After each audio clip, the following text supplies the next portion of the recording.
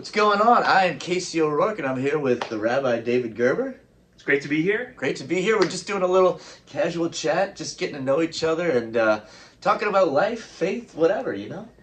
I think, what's kind of cool about this podcast versus I think most podcasts start with like a plan. Sure. That's something you might want to talk about. Absolutely. And we don't have that. We don't have it. We're just flying by the seat of our pants. We're just, spitting out topics and going back and forth.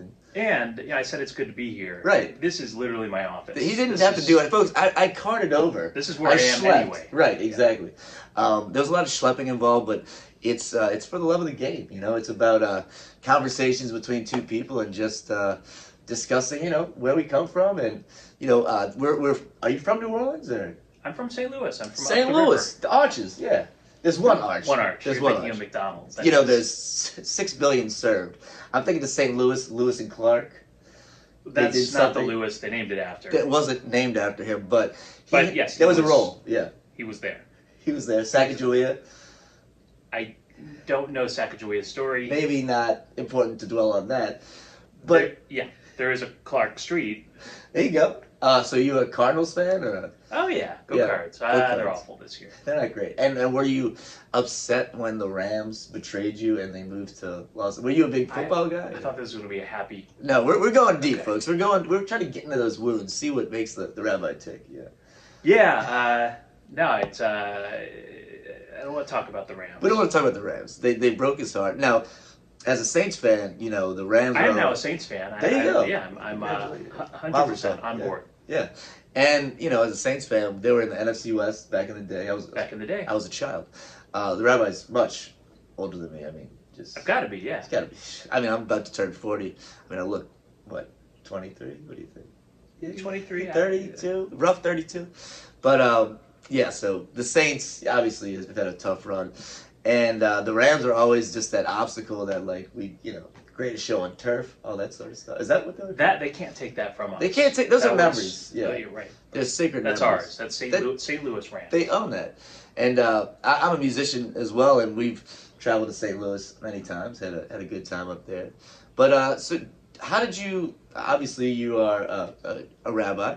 So what was your upbringing like? In the Jewish faith, was it something that you inherited from your parents? Was it something that organically came, or how did that happen? So I was raised Jewish. Right. I had the story that a lot of, I think, 13-year-olds have. I had my bar mitzvah, and then I quit the next day. You were done. I had baseball practice. I had karate lessons. It wasn't for me. Right. And then I got to a point in college where I went to Indiana University. Okay. And there's a lot of Jews there, but there are, much more, a bigger population of people who've never met a Jew in their life. Really? Well, Midwest. Right. Yeah. And this is like early days of the internet, like Ask Jeeves era. Ask Jews? Was it an Ask Jews? Well, do you remember Ask Jeeves? Of course. So, people kept asking me, I didn't know much about Judaism, but I knew I didn't eat pork. Right. And so people would ask me, why don't you eat pork? And I said, I don't know. Have some bacon. So I asked Jeeves, why don't I eat pork? And it says in the Tanakh, don't eat pork. And so I then asked Jeeves, what's a Tanakh? And so Jeeves said, Tanakh is the sacred text of the Jews. You can go buy one at Barnes & Noble. And so I did. And instantly, it clicked with me. Really? I picked up the Torah, read it, and it just made sense. Wow. And you can wake up one day and decide, hey, I want to be a rabbi. Right. But you can't just get into seminary that way. Seminary, I called the seminary and they said, I said I want to be a rabbi, and they said, great. What synagogue do you belong to? I said, I don't. I'm in college. Are you familiar with the Jewish religion? They said, do you go to Hillel? No. You in a Jewish fraternity? No. Did you go to Jewish summer camp? No. Did you do youth group? No. But I was bar mitzvah. But I was bar mitzvah. So you're in, technically. And I really want to do it. Right. They didn't hang up on me. So was it from my experience, it was I was raised Catholic. Actually, we're at the Gates of Prayer synagogue, lovely, lovely building, and I went to school across the street at St. Clement, and I was raised Catholic, Roman Catholic in New Orleans, Italian. So I just had that drilled into me, and I felt a deep calling when I wanted to be a priest when I was. Wait, are you an Italian O'Rourke? It's a long story, yeah. So I'm Kevin Christopher O'Rourke, the most Irish-sounding Italian. I had one grandfather who was O'Rourke. Everybody else was Caruso, Strapolo. So he just kind of was like the last man standing, Huh. I guess. So I'm carrying this Irish, you know, phenotype. Is that what you can? The outside, the name of an Irishman. But I'm really Italian. So, but they love the Pope. So it's. So let me tell you something. Sure. I would be a great Pope. You'd be a great Pope. I don't know. Just do this. I don't know how you get into that. You gotta wear the hats. If Look, you can wear a hat, there have been popes for centuries, so long, and there've been some issues. There's some history. They need. It's time for a Jew to be pope. Let's go back to our roots. Let's just Okay. let's go back to our roots. I mean, Peter, the first pope, They were a yarmulke. he was a Jew. I mean, Jesus. I mean, this is the roots of This is where they went wrong. That's where they went wrong. They split. Not to get off topic, but the Ebionites. Are you familiar with? Have a topic. We don't have a topic, so we can go wherever. Are you familiar with like the Ebionites, the early? So, I guess the first century. When Jesus was doing his thing, they had they called the poor, which was the sect of Jesus' followers, his brother James, and then he had this guy Paul, comes out of nowhere, never met Jesus, but apparently got this vision of Jesus, is preaching his own gospel, and doesn't even consult with James, Peter, the original, the crew, the 12 crew, and that's what Christianity is founded on now. Paul, and not the Ebionites or the poor, which was essentially Judaism, which was the offspring of Judaism with Jesus as the. Was it now Diet Judaism? Diet Judaism. Like just 1 calorie. Christian light. Just 1 calorie. Yeah, not so filling. So wait, Paul. He changed his name. Saint to sound Paul, less right? Jewy, Saul, right? So Paul of Tarsus was really a Greek. Supposedly, he claims he was a Pharisee, which he claims he was taught by Gamaliel. You familiar with Rabbi Gamaliel? Rabbi Gamaliel, yeah. So he claims all this stuff, but there's no record of it. And the earliest Christian documents are the letters of Paul, and then they wrote the Gospels after that. You were paying attention next door. Look, I'm telling you. Well, it's interesting how I met the rabbi.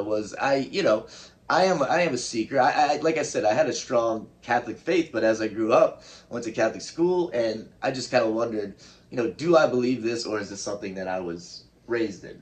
So that was always the question for me, and I started looking into the roots of Christianity, and really it was just like, well, it's all based on Judaism, and so for Christianity to be, quote unquote true, it has to follow, the Jewish concept of a Messiah and all that stuff.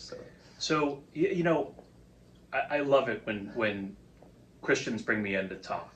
Come on, but I before I go into that, I think I want to share what I think is my favorite thing about Judaism. Absolutely. Which is, Judaism, for Jews, we believe that Judaism is the right religion for Jews.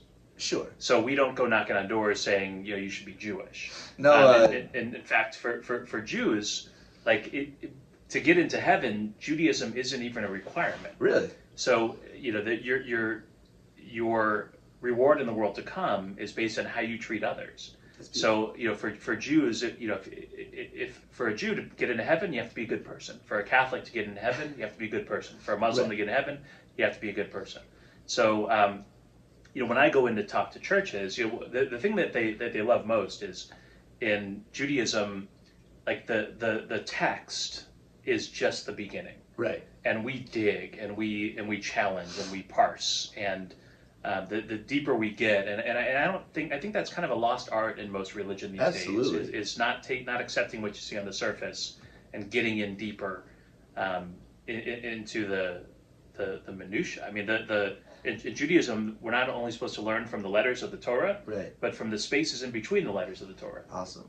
No, I totally agree, and I think that the kind of Catholicism I was raised in wasn't very fundamentalism, where it was Catholics really talk about, there's the Bible, but most Catholics don't read the Bible. So it's you had the Bible, but then the tradition was very important, and there wasn't this fundamentalist emphasis on every jot and tittle is true. It's it was inspired by God, and I think that's what I really respect about the Jewish faith is that y'all do have these conversations. I mean, with what's the midrash, where it's this conversation through the centuries of different rabbis commenting. I mean, for some Christians, it's like, this is the word, you can't argue with it. It's like, well, it was written by people, so there's got to be some room for interpretation, I feel like. There's a Hebrew word, drashti. Drashti. Which is when you're reading the Bible and something doesn't quite seem right. Right.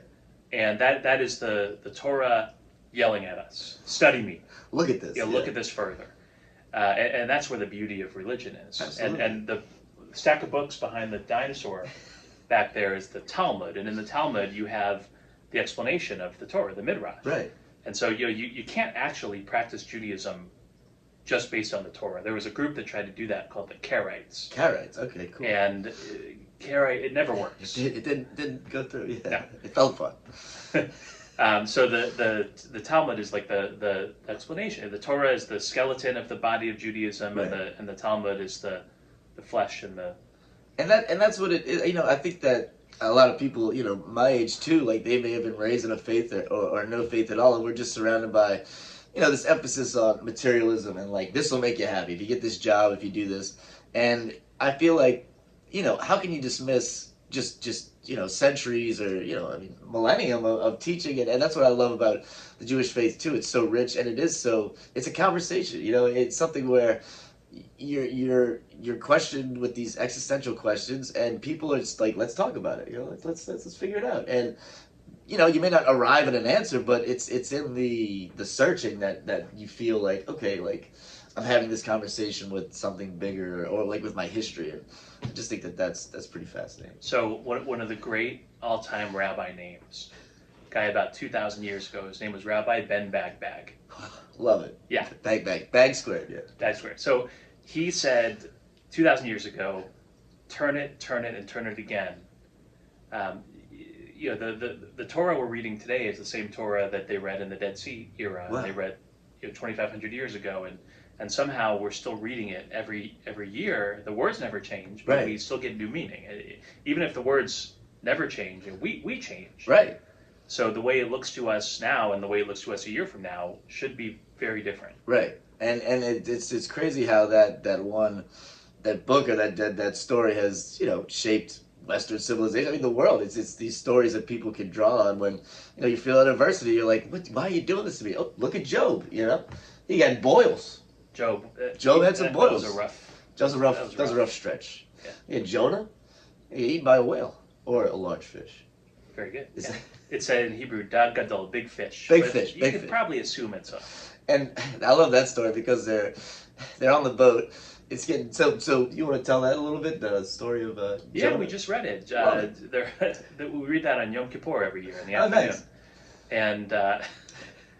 And Jonah gets booted off his boat, right? And he gets swallowed up by a whale, and he spends 3 days in the belly of the whale. What's he doing in there? You think like? Just like why? I think not being digested. Here's what you're contemplating: your life decisions. How did I get here? This is one of those moments where you have to look inside and say, I made a wrong turn. Something where we're just sitting in the bowels of a giant Dag, big fish. He's in the big fish. 3 days in the big fish, and. The part of the story that I love the best is they're in this storm, and I guess he's with some pagans or whatever, and supposedly they're like, well, how they would commune with their gods, where they would like draw lots, or they would throw dice or something, and so of course it landed on Jonah, and he's like, all right, and so they just throw him overboard. Daga, big fish, eats him up. 3 days, he's in there, and how does he get out? Well, the fish saves him. I mean, it's kind of a weird, talk about an interesting concept. You find yourself in the belly of a fish, like we do, and sometimes we find ourselves in strange places in life, and we think we're how does it get worse than this? You could come out the other end. But if the fish didn't swallow him, he'd drown. Wow, I didn't think about that. The fish did save him. Yeah, I saved him, and he deposited him on shore somehow. No, front or back? Was it did they say? He puked him up. He puked. He didn't come at them.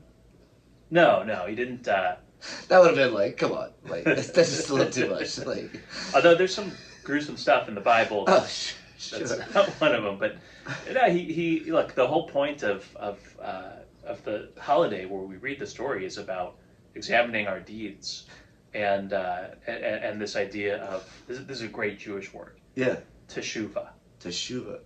And teshuvah very literally means to turn around, but it's the word we use when we talk about repenting and atoning. Okay. And the idea behind teshuvah is you could be a million steps in the wrong direction. Right. But if you turn around and take a single step, you're already on the right path. Wow.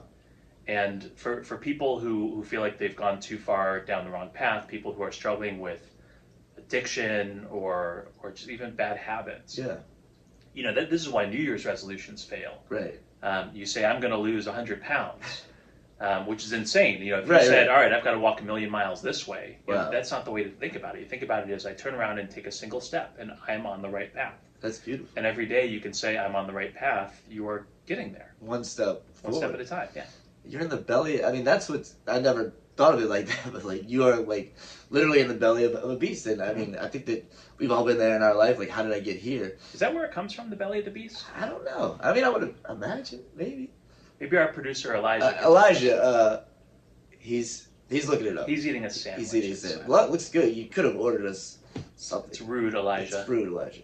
But you know, that's interesting. And I mean, I think that that's what people don't realize is like, or especially in my life, if I've been, you know, going through adversity or something, you think that, oh, I have all this stuff to change, and it's just, it's like you're saying, it's you turn around and one step at a time, and you'll get back there, or you may find a new path that redefines, you know, what you were looking for or something. So, Do you want to hear the dinosaur story? let's hear the dinosaur story. Dinosaurs Yeah, here? absolutely. So for those listening, there's a dinosaur, Look at which that. is not typically in my office, but he's here. It's a story I tell the tots. Right, the kids. And it's a great story for the grown-ups Sure. too. But basically this dinosaur shows up to a service, a Shabbat service for the Sabbath. And he comes in and he's so big, he sits down, he breaks the chair. And then he turns around to see what he did, and his tail knocks over all the prayer books. Oh, and then geez. he stands up for a prayer and his head goes to the ceiling. And he's so embarrassed, he runs out and he goes asking for help, like, how do I fix this? Sure. So he goes to a carpenter and the carpenter says, oh, you gotta get a hammer and nails and Right. rebuild the chairs. And he's got little dinosaur hands, so he can't do much, it. Yeah. Then he goes to a roof store. Oh, sure. I love a good roof story. Says, how do I fix a roof? They say, oh, you got to get up on a ladder. And so he just climbs the ladder breaks, can't do It's it. too big. He goes to a scribe and he tries to learn how to write a new prayer book, but he can't read. Yeah. He's a dinosaur. Come on. So then he finally goes to the rabbi and he says, I broke everything and I can't fix it. And the rabbi says, well, I'm going to teach you magic words that can fix anything. Yeah.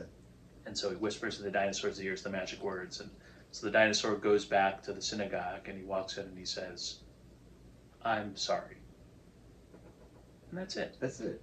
You can't fix the roof, but you can fix people's hearts. And it's such a simple story that, so how often do we find ourselves at odds with people or making mistakes? And just such a simple thing. I'm sorry.